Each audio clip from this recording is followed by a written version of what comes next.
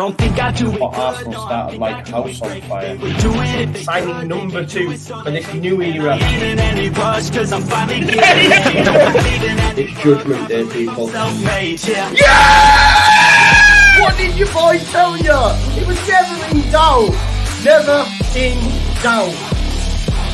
Don't believe in any drugs, I believe I'm self-made, yeah. Now then, people, and good morning and welcome back to the Just Joe Football Show. Unfamiliar time for us on this channel, but I want to thank you all first and foremost for coming and getting up bright and early to join us on the channel. Please do smash a like on the video, subscribe to the channel, get your comments in, and of course, hit that notification bell. We are on the road to 20k. I want to achieve it before the end of the season, before we drop down to the championship, ideally. So yeah, if you could smash a like on it, that would be great. And of course, I've got a fantastic guest with me, Sam from the Back of the Net, the Bournemouth fan channel. Sam, how are you, mate? All right? I'm doing all right, mate. Much happier after Thursday, but yeah, doing all good. Season's been a roller coaster for us, but it's climaxing in the right way for us, which is something that not many of us expected. Yeah, definitely hitting form at the right time, and perfect place to start, really, Sam. Obviously, 1-0 midweek victory against, your South Coast rivals in Southampton, all but relegating them, I think, for me. They've got, 6 points, I think, now, between them and the team in 17th, which I think is Leicester. 7 points above the drop zone at this point as well. 3 wins from the previous 4. You must be delighted, mate. Absolutely delighted. Firstly, glad you said South Coast Derby because they don't think it is. Glad you said rivalry because they don't think it is. Their main rivals are, of course, Pompey. But you know what? The more we play in and around each other, maybe that will develop. But you know what? Bournemouth fans always like to get one over them because there are a lot of Southampton fans that live in Bournemouth. So it's so weird when you're coming back from a Saints game. There's loads of Southampton fans on the train going back to Bournemouth. It's so weird. I think part of that reason is because we were 2 divisions apart most of the time. They just travelled 20 minutes up the road to watch some Premier League football at the time, which I can understand. But we stuck loyal and, so pleased with the result on Thursday night. I think it was a scrappy game, but we did what we had to do. And like you say, I think we're at a position now where we can not put our flip-flops on and be on the beach just yet because there's still some points to gain, I think. That kind of bar seems to be raising all the time. At one point, I thought 33 points might be enough, but I think it's going up. It's going up. But yeah, we're absolutely delighted. And this weekend, we could stick a nail in your coffin as well. But you know what? I do think, regardless of the weekend's result, I think Leeds will be all right. And I said this to you you're right, previously, but I'm certainly more relaxed than I was pre-Thursday anyway. Definitely. We've got a lot of love in the comments for you as well, Sam. Hannah says, massive fan of the Back of the Net channel, so I've been looking forward to this. We've got Jamie who says, seen this Cherries guy, Sam, nice chap. So just on that as well, folks, the channel is in the title of the video. All you need to do is click it and it'll take you through to the Back of the Net channel. And please do go over and subscribe there as well. Look, Leeds United not going great. Javi Gracia came in, did get an upturn, but it's gone from bad to worse. The first half against Palace, we were really good and then just crumbled, got beat 5-1, then 6-1, poor against Fulham, and then a 1-1 draw against Leicester, which really, it could cost us. I don't know if you've seen the Bamford miss, but it was pretty shocking. So 4-game winless run now for Leeds. But a positive, I was looking this morning, we have a 77% win rate against Bournemouth, right? We've won 10, drawn 2, and only lost 1, which does give me confidence. Obviously, we were 3-0 down to you previously as well in the reverse fixture and win the game 4-3, wasn't it? So, how are you? Because rightly so confident, Leeds are in bad shape, but knowing the history in this fixture, are you worried at all?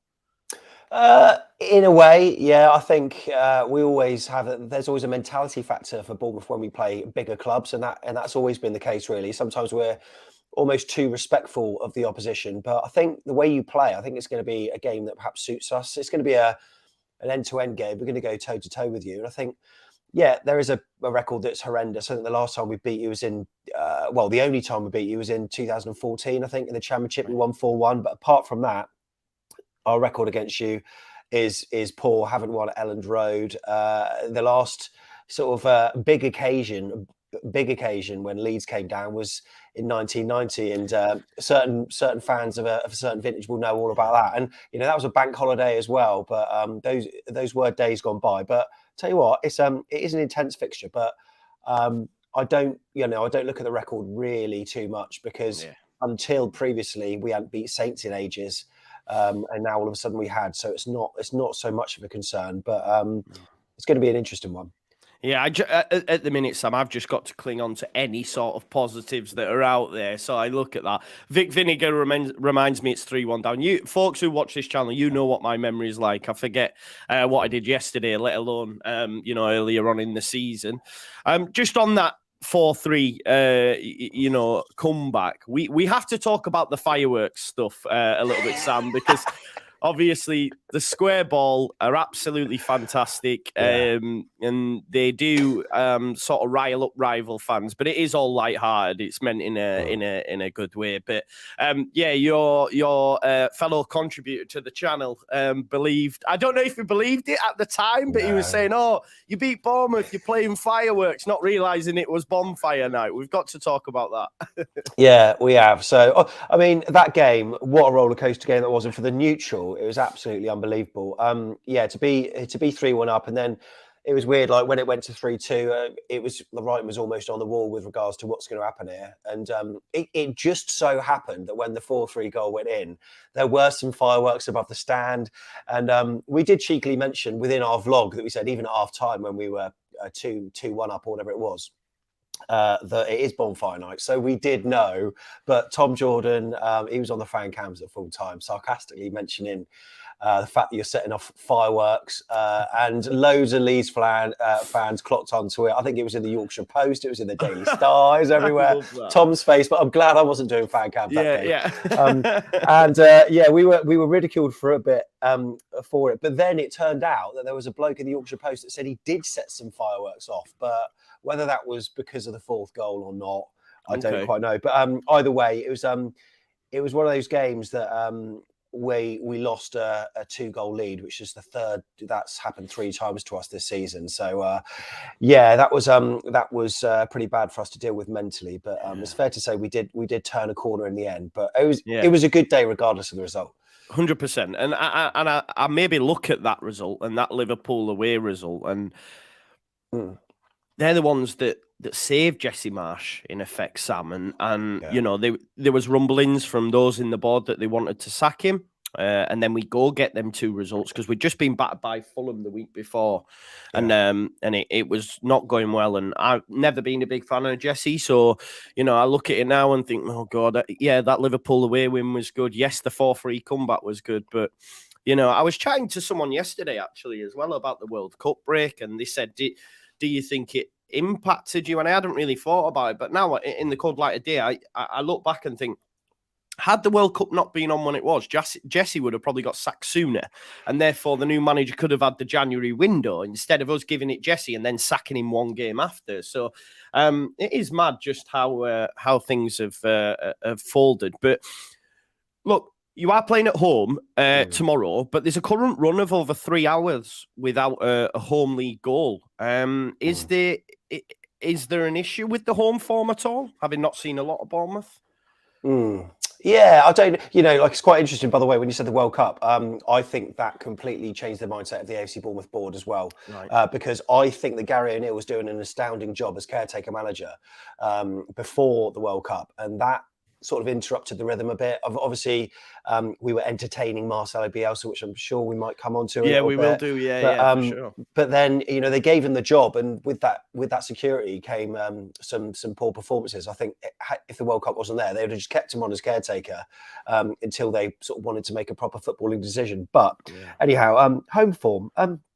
I didn't realise that stat about 3 hours. Yeah, 3 hours. Yeah, that's it. I mean, it sounds worse than what it is. I think the performance against West Ham was, I would say, it's probably a blip. Like now, seeing how we did against Southampton, and the other performances as well away. I don't think home form's too much of an issue. I just think it was those like bad days at the office. I think that we, unfortunately, like we're a team that sort of needs to start on the front foot at home, because unlike your crowd, I mean, when we went to Ellen Road and you had a penalty early doors, like the limbs in that stand behind the goal for a penalty. So like most of our fans were just or whatever, but there was limbs flinging around, and also at 3-1 down, your fans properly got behind them. Whereas I think we've come from an entitled sort of, maybe decade of football where we've been playing glorious stuff for the large part of it, mainly under Eddie Howe. So we've been turning up and we've been entertained, and the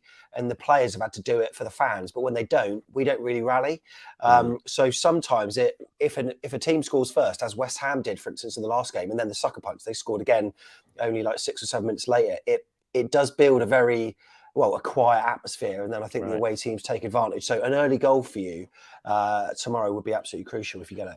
Oh yeah, that sounds good. Whether or not we'll be able to get it, that's the main thing, because I can see a lot of people in the comments really worried about this fixture. Leeds United have just 1 victory from our last 10 Premier League away games. I didn't actually know this, but we are last only to Forest, who've picked up fewer than Leeds away from home. And I batter Forest, and I say to everyone, I go, "Oh, look, we'll be all right. Forest can't win away." And then to realise that actually we're second only to them is a little bit worrying. 1 victory in our last 10, 1 clean sheet as well in 16 away games. So I do think there will be goals in this fixture. Obviously, I've seen midweek, I've been doing a bit of a rival watch along on the channel, trying to see who's going to, go down. I have to take a keen interest in it. I'm watching Palace West Ham later, but I'm not sure that that will affect us. But hey ho. But one player I want to chat about is Marcus Tavernier, because obviously he scored midweek, was really, really good, and obviously scored twice against us and got an assist in the previous fixture as well. How good's he been, and who else should we be looking out for from a Leeds United perspective? Yeah, he's been absolutely brilliant. He's popped up with assists and goals at the right time for us. He's had a bit of an injury-laden season, really, but whenever he has played, he's always backed up with the numbers and the goals. And yeah, like you say, he did really well at Ellen Road and scored a cracking goal to send us on our way against Fulham, and then obviously against Saints on Thursday as well. He's really superb. He's a really sort of direct running player, attacking winger, can play on either flank, and sometimes also as a wing back as well, which he was at the on Thursday at St Mary's. He's added that little bit of quality to us, and his delivery, he can shoot from anywhere. Exceptional player, and that's the kind of attacking play that we really want to see. I think also Philip Billing, who's a player that many other fans look at, and they mainly look at his height and they think, God, he must be lethal in the air. He's not. It's all with his feet. He's a really good player, and he's got this nature about it where it just looks like he's floating around the pitch, just strolling. And in the early part of his Bournemouth career, a lot of Bournemouth fans were saying he's a bit pedestrian, a bit lackluster, but he covers more ground than most players, and he links up really well with Dom Solanke in the wings, and also can score as well. So he's a crucial part to our team. And I would say that he was, even on like Thursday's game against Southampton, he wasn't one of the star men in the side, but without him, we wouldn't have won the game. So he's an exceptional player, and also sort of Dom Solanke as well. Probably lacks goals, but his work rate is phenomenal. Really almost Bamford-esque in a sense, similar. You know what I mean? That kind of profile of striker that maybe doesn't score as many as they should, but what they give to the team, not many others can do. If that makes sense. Yeah, I do agree with that, and also has the propensity to sort of miss sitters every now and again as well, which Bournemouth fans think his conversion rate should be better, but I'm sure that's something he wants to work on. Yeah, for sure. You did mention there just playing on Thursday. Obviously, Leeds United played Tuesday, and as I said, I'm looking for as many positives as I can get right now as a Leeds fan. And Javi did say in his press conference the previous weeks, it's been 2 days between games. The fact that, you've only had a short turnaround, whereas we've had a couple of days more. Do you think that could play an impact? Was Thursday's game, were the players exerting a lot, or? Yeah, I think they were. Southampton, I didn't think. I mean, they were a team that were, looked very doomed. So they weren't brilliant, but we had to work hard for the win. And after about 70, 75 minutes, like 80 minutes, a lot of players looked dead on their feet, and we were expecting some changes to happen. Some changes did happen, but the wrong changes that seemed to invite more pressure on. But that's by the by. We got the win, thankfully, thanks to VAR. Anyway, I don't know really, because when we played West Ham at home the other week, they played in the Europa Conference League on Thursday, and we had a much longer break than that, and then we played them on the Sunday, and then they came and battered us 4-0. So I think it can work one of two ways. West Ham had a decent squad, so they could rotate a bit, and I think we've got a fairly decent squad as well, so we can rotate. And I think the momentum that we've got from Thursday should probably cancel out any tiredness that we've got, hopefully. And also we'll be smelling blood after Leeds' recent form as well. So I think it's going to be a tasty one. Yeah, 100%. And just from a Leeds United perspective, is there anyone you earmark that think, that player worries me, this player worries me? Yeah, I think so. I mean, Sinisterra, obviously he was on the score sheet against Leicester City. You've got a few players really that, like, when they're on it, they are, really, I mean, like, even when Patrick Bamford's on it, he can be an absolute handful. Rodrigo, Harrison on their day. I think that Weston McKennie's disappointed a little bit in some ways. Just a little. just a little bit. And that's a player that there were rumours going about that Bournemouth might be interested in him. Right, but obviously, that didn't come off. But so, there are a few. But I just think with Leeds, like, it's always a team thing. So, when the team is on it, then, there's not really one standout player. It's just that, kind of team, togetherness and that work ethic that will get you through. Yeah, definitely. You mentioned Sinisterra there. Sinisterra's actually been ruled out for the rest of the season, Sam. He picked up a knock, obviously, against Leicester, and he's out. Tyler Adams out, and Max Vorber, who came in January, who's really improved the defence, he hasn't trained this week as well. So we're not in great shape. Now, I did, when looking, just doing a bit of research ahead of this, am I right in saying Tavernier might be touch and go? Is he picked up a knock? Who else is missing from Bournemouth perspective? Yeah, he is touch and go, sadly. So I think they'll probably rest him, which is a bit frustrating. But we've got players of quality that can fill the void there. I think elsewhere we've got one of our new signings in January, Hamed Traore. He looks to be out. He's had limited minutes so far as well. And also we've had a few sort of long-term absentees as well, such as Ryan Fredericks, the right wing back, Junior Stanislas, who's probably during his football career been more injured than not, and also David Brooks. He's a player that is back and is named on the bench often, but I just don't quite think he's there yet. It's a brilliant story to see him back, but I don't think he's quite there fitness-wise yet. Okay. Leeds United this season have no draws against newly promoted sides, so we've either won or lost. So we've won 2, lost 3. Would you? I know Leeds fans will disagree with me. I'm not advocating this, but would you take a draw for Bournemouth? Obviously, considering where you are in the table. You got all the stats, that your research that you put in, it's unbelievable. Give this man a subscribe and a like. I'm telling you now, unbelievable scenes. Would I? Yes, I would. 100% I would. I think 37 points will be the magic number. Obviously, I want to win it, but I would take a draw. And it's so weird to, like, in terms of the next home games, Leeds, they've got Chelsea. Chelsea are probably more beatable than Leeds. I was going to say look at that.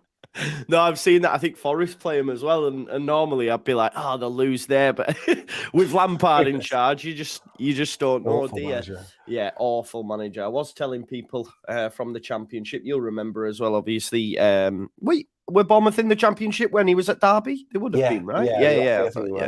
Yeah. I'm just gonna flash up Sofa Score, mate, just for the predicted lineups. Okay. This is what they've gone for from a Bournemouth perspective. Is that what we're likely to see?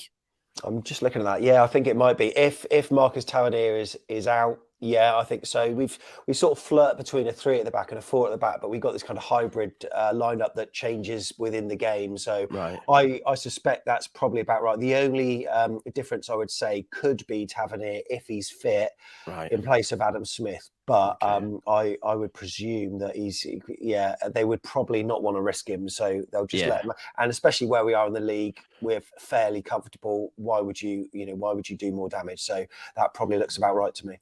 Oh, good stuff. Now, I'm looking at that. Obviously, it is just based on statistical data. It doesn't always cover the eye test. I remember earlier in the season, Brendan Aronson had a great performance against Chelsea, but then his SofaScore rating was really poor. So it's not always bob on. But I look at Neto there, mate. How important has Neto been for you in goal? Because we've had our issues of late with our goalkeeper. I do think Meslier is a great keeper and will go on to have a great career. But what's it been like having someone who's experienced and a good goalkeeper and played at a decent level in a newly promoted side? Yeah, I think he's been great. As soon as he's come in, he's basically taken the shirt off Mark Travers, our number one at the time, and he's also been made club captain pretty quickly as well. It was a loan initially, but now he's here permanently. I think one of the reasons that he was given the captaincy is his ability to speak other languages, and he can communicate to different players and stuff. But he's very commanding. I think there's the high numbers in the stats there. I think it's 7.03 or whatever it was. Yeah. I think that's mainly down to his shot stopping, which is absolutely superb. His distribution's good. Sometimes I think he can have shaky moments, and there have been some games where he has made a few little errors that have not really cost us, but they could have cost us. However, I wouldn't change him for Mark Travers now. So I think he's improving with every game. He's getting to know the kind of physicality of the Premier League, and I think he has been very good for us. So and possibly one of our players of the season, because we've got a few that could probably have that badge, and he's one of them that could be in contention. Definitely. It's crazy, isn't it, when you think about it? Neto at Bournemouth, you've got Keylor Navas at Forest. Like, it just shows the Premier League, and it's insane. Before we're going to finish with a bit of Bielsa, because obviously there was the link to Bournemouth earlier in the season. But what's your score prediction for this game, Sam? I'm gonna go on the side of positivity. I think it'll be a close one. I don't think anyone's going to be running away with it. I think my head says 1-1, but my heart says 2-1 Bournemouth. 2-1 Bournemouth. If Leeds were to lose this, Sam, obviously we then play City, Newcastle, and then finish with West Ham, Spurs. I think a lot of Leeds fans are looking at this game. If we don't win this, they're convinced we're down.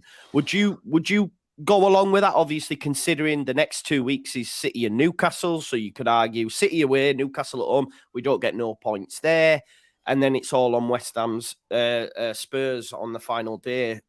Would you go along with that? Do you think it's that important for Leeds? I think it's important you get something. I mean, I would say you'd have to win really, but if you're going to go gung-ho and try to win, that's our best opportunity to win. So that'll make it so entertaining. But I don't think it's the be all and end all, because I think Newcastle at home, I mean, Aston Villa, obviously, like Unai Emery's done amazing things with them, but he's shown that they can be turned over. West Ham, you need to be getting something there. I think they'll be all right by then. And Spurs as well, so long as they haven't got a new manager in, which I doubt they will have. They could be turned over as well. And I always feel at Ellen Road, there's this crowd factor. And if it comes to the final day where you need to win to stay up, I think you will, because the crowd will get you over the line. Because they're absolutely superb at Ellen Road. So it's all is not lost. No, I do agree with you. I'm convinced, like, a lot of people think we won't win another game, but I'm convinced we will win at least one of these next 5. You never know. We could shithouse a 1-0 against Newcastle at home, against Spurs, and that might be enough. I think it's that tight down there that a win and a draw could be enough between now and the end of the season, because there are poor teams down there. We've seen Everton are in a bit of shit. Southampton are done. And I'm still convinced Forest go down, but that might come back to bite me. But just to finish up, Obviously, Marcelo Bielsa was linked to Bournemouth earlier on in the season. I took a lot of stick from Leeds fans because I was like, oh, I'm going to go buy a Cherries shirt. And I posted it on my socials. I was posting little cherries on my Twitter feed. And to be honest, half of it was just to wind other people up, to be honest. Because you got that, it's Leeds United, not Bielsa United. That's what we used to get a lot of. But for me, mate, there is no greater man in the game. I don't think people realise until he's come through your football club just how big he is, how big of an impact he can have on the football club and you as a person. I mean, we're seeing total mismanagement now and from the football club, and you just realise that he was the glue in a sense. He was the one that got us back up. He was the one that was keeping control of everything. What was it like, obviously, knowing what you know about him, seeing what he did at Leeds United, with him being linked to go from, say, Gary O'Neill, who, by the way, has done a fantastic job and should be up there for manager of the season for me, or at least in the running. I know he won't get it, but he should be talked about in that conversation. But how exciting was it? Or was it a case of, oh, no, I'm not really that interested? Yeah, really exciting. A lot of Bournemouth fans were licking their lips at the prospects. And it seemed to be, according to some reporters, it was close. They, flew over, had conversations, but I think whatever he demanded was probably a little bit too much. Either money or taking his whole coaching team and stuff. And also he's one that doesn't really come in halfway through a season either. But we were all excited because like under Eddie, I suppose he is Bournemouth's Eddie Howe, and he said to Newcastle fans who were worrying about his appointment, like, do not worry. He works so hard and he will turn your club around. And that's what he's done. And I think that Marcelo Bielsa would have played some beautiful football and very entertaining stuff. And that's what, Bournemouth fans absolutely love. But I suppose in hindsight, they probably, looking at where we are now, probably made the right decision. He's on a relatively short-term contract, Gary O'Neill. They have extended it by a year because it looks like we have got Premier League safety, but I think he's now earned the right, so it's his job to lose, like, so to speak.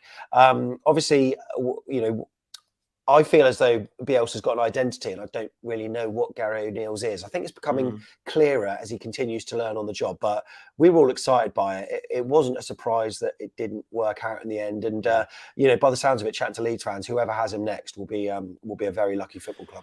Yeah. Well, by all accounts, mate, he's taking the Uruguay national job. Yeah. So I believe he's working with the under-21s now currently, but we know that's what he offered to Everton, wasn't it? He said, I'll take the job in the summer, but I'll work with the under-21s for now. But amazing manager, great football. And expensive, but I think you pay for what you get, right? And I believe the way it worked at Leeds, you paid Bielsa and then he paid his staff. So his staff were actually on the payroll, but we were paying him like $6 million a year. It was a lot of money though, don't get me wrong, but he was, just in terms of that, like when we had the Spygate fine, he paid for it. He paid for it himself. He made them do the training ground, etc. When he came over, he already had plans, like blueprints of what he wanted. He'd studied every game. So I do understand why some owners might look at that and say, this is just far too many demands. We'll leave it with Gary O'Neill. It makes perfect sense. Sam, over on Back of the Net, what can people expect after this game and looking ahead to this game to go and check out? Yeah, we'll have our preview coming on later on today. Also, after the game, fan cams outside. Tom will hopefully be less salty than he was last time. I know someone in the comments say he's salty. It's just a bit of banter. It was just banter. Also, we'll have a second look at some point as well coming out later on where we dissect the game. But also the match day vlog as well. So we'll be in the stands and capturing the reaction as hopefully Bournemouth get a 2-1 win. But we'll see how it goes and just trying to capture the excitement at Dean Court tomorrow. Yeah, mate. I dare even give a prediction. I don't know anymore. I genuinely don't know what Leeds United's going to turn up. I just hope Javi Grazia plays Willie Gnonto now that Sidney Stara's out. Willie, I'm not too sure. He looks like he'd prefer to go with a right winger at left wing than play Gnonto. It seems a bit mad, but we'll have to wait and see. But all eyes will be on that. Sam, Thank you very much for coming on. Everyone go check out Back of the Net. It's in the title.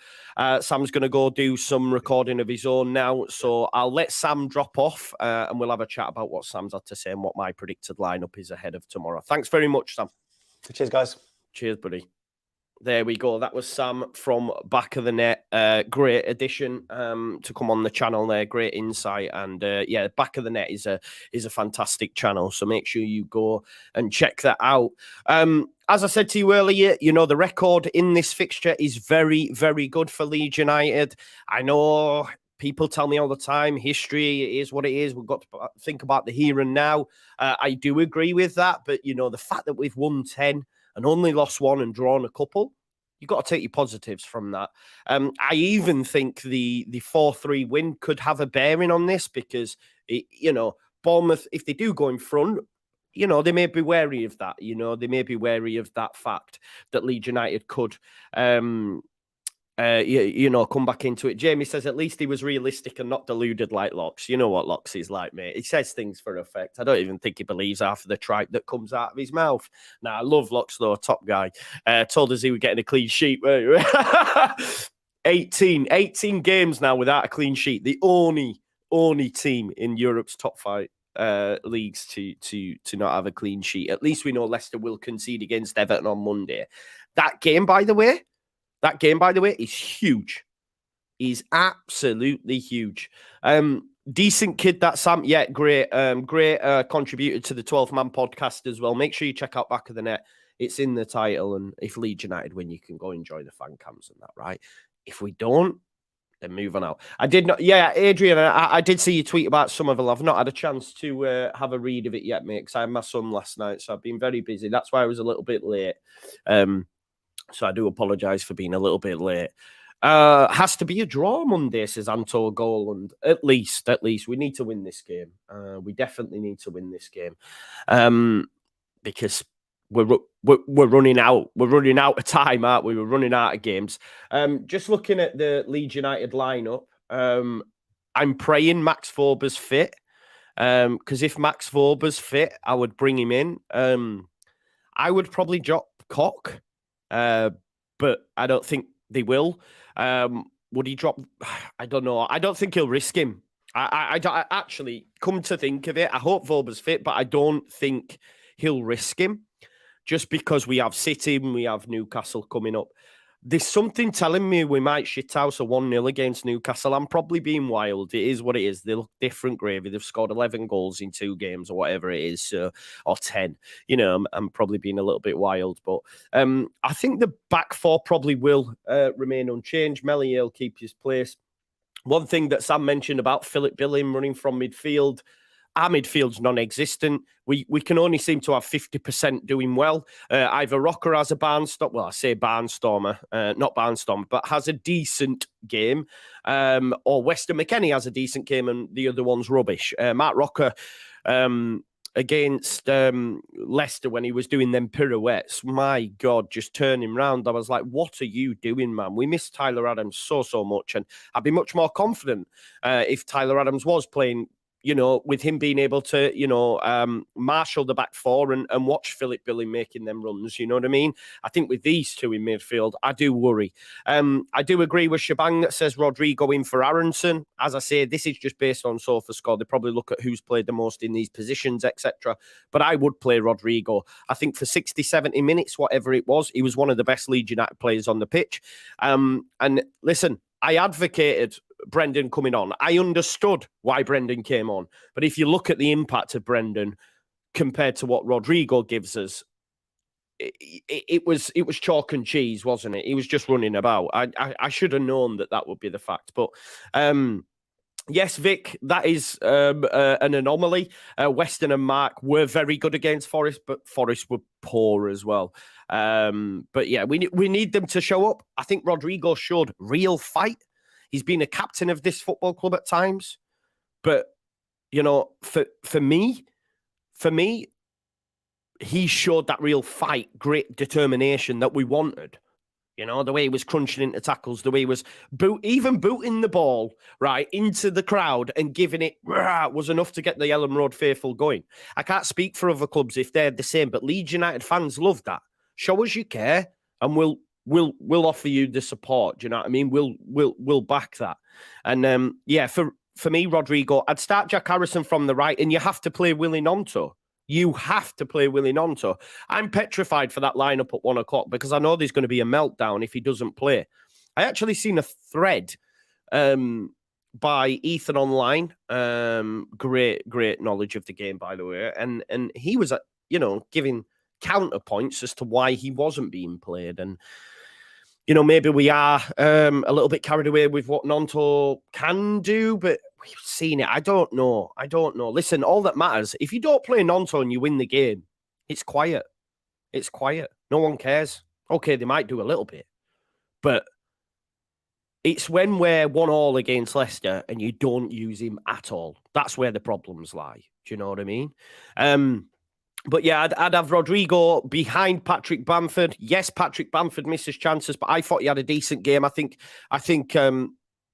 yeah, we've got to play Bamford. There's no other option to Patrick, unfortunately. That's down to the club. They should have got Victor Gyökeres, not spent 30-odd million on a player that we're not even going to use.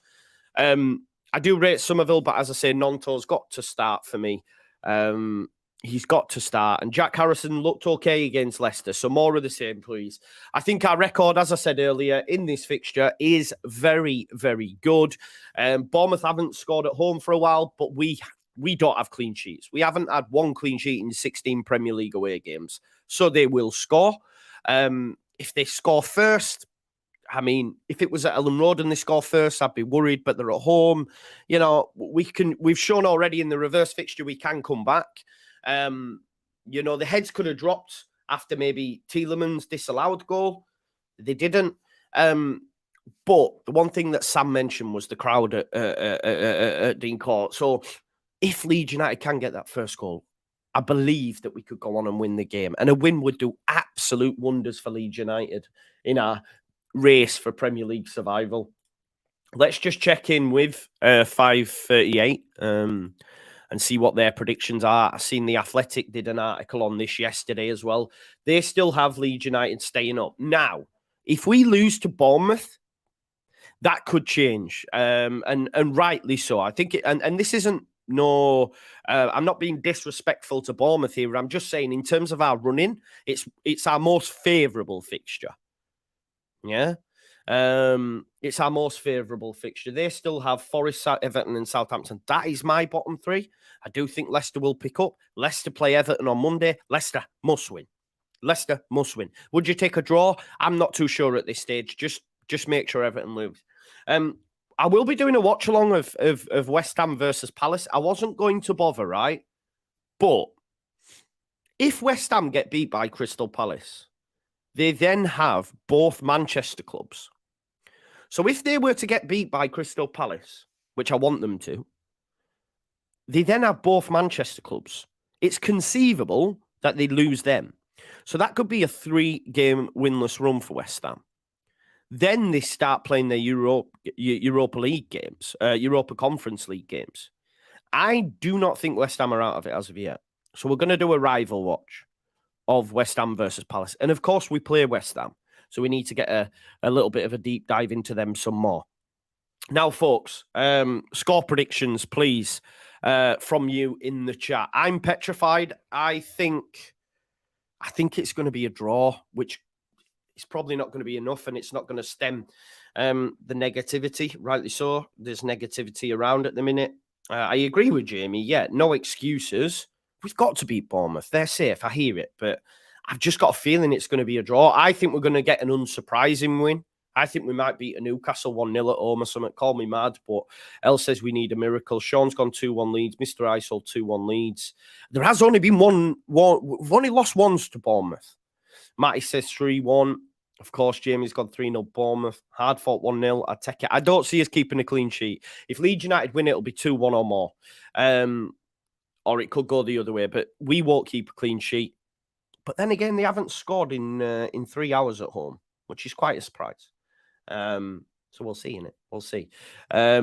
I think we get a Wolves-esque away win. You'll take it every day of the week, won't you? You'll take it every day of the week. A lot of positivity in the comments, though. Only a couple going for Leeds United losses. El says 4-1. I hope not, mate. Because that would all but relegate us at this stage. Even though I still think we might get a surprise win. But, yeah. Listen, folks, thank you for joining me. Smash a like on the video, subscribe to the channel, get your comments in, and of course, hit the notification bell. We're on the road to 20k. We're so close to 19, and then the last month, we're going to push for that 20k. Might not do it, but we will try. I'll be back live at about 20 past 25 past 12, because, of course, Crystal Palace kickoff against West Ham at home. So, join me for that if you're stuck for anything to do. And if not, I'll see you tomorrow from about 1:15. It was, again, another massive game in the context of Leeds United's season and the push for Premier League survival. Thanks for watching, and hopefully I'll see you in about half an hour. Peace out.